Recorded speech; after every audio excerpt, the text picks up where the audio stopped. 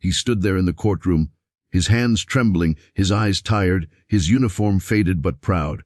Everyone thought they knew what kind of man he was, a troublemaker, a failure, another father who couldn't keep his family together. But when the judge finally asked for his name, the moment he spoke it, the entire courtroom went silent. No one moved. No one breathed.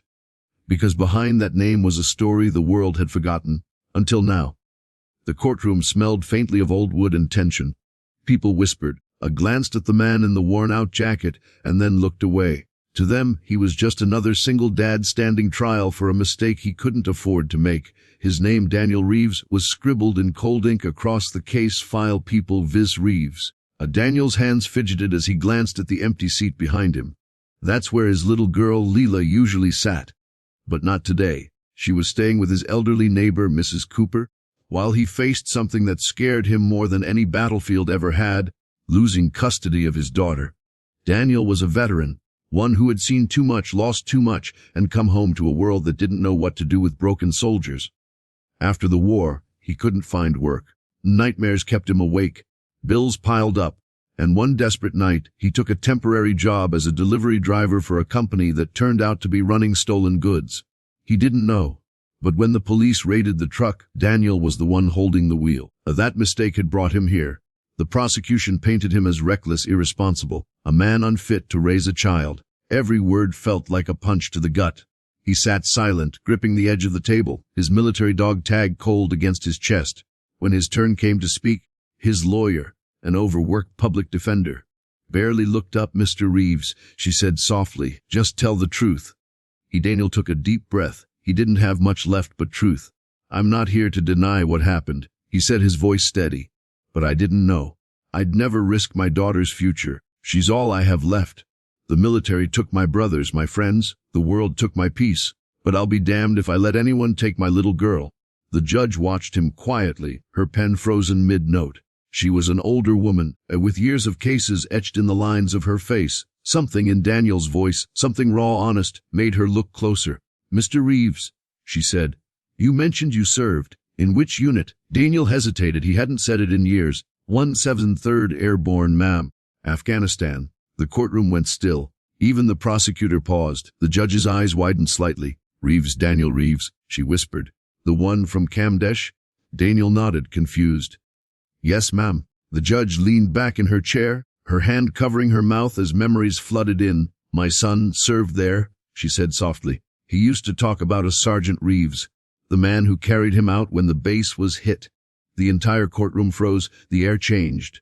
The prosecutor lowered his gaze. The bailiff stopped moving. Daniel blinked, unsure what to say.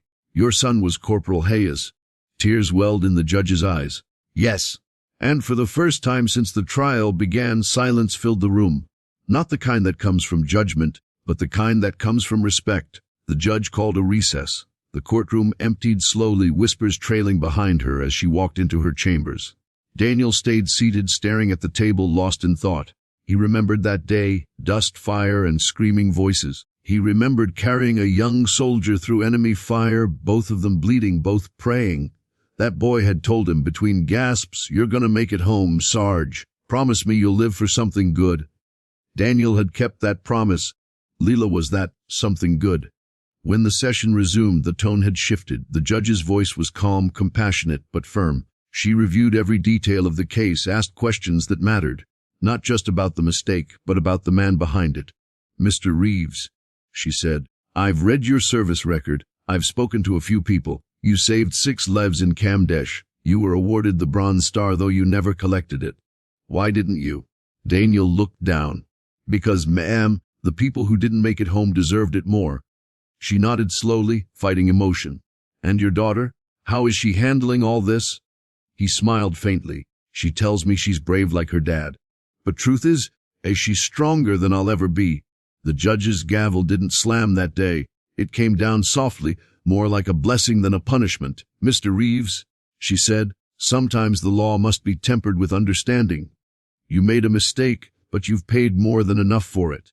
This court finds you not guilty of willful negligence. And as for custody," she paused, looking directly at him, "a child deserves her father, especially one who's already fought so hard to be one." Daniel exhaled for the first time in months.